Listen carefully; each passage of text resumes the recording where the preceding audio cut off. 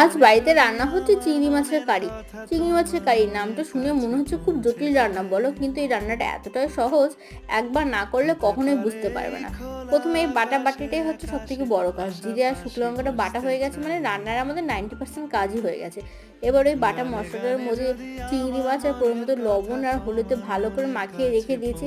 এবার কড়াইতে সর্ষের তেল দিয়ে তাতে একটুখানি জিরে ফোড়নে দিয়ে দিয়েছি আগে থেকে মাখিয়ে রাখা মাছটাকে দিয়ে উল্টে পাল্টে একটুখানি ভেজে নিয়েছি।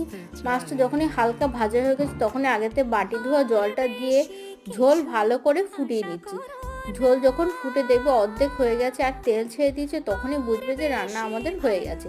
এবার তরকারিটাকে একটা বাটিতে ঢেলে নিয়েছি। এবার এই রান্না করতে যতটাই না কম সময় লাগে, কিন্তু এই রান্না খেতে হয় অসাধারণ। দুপুরবেলা এরকম তরকারি আর ভাত থাকলে আর কি চাই বলো। ভিডিওটা যদি ভালো লাগে তাহলে একটা লাইক আর একটা কমেন্ট করে চ্যানেলটিকে সাবস্ক্রাইব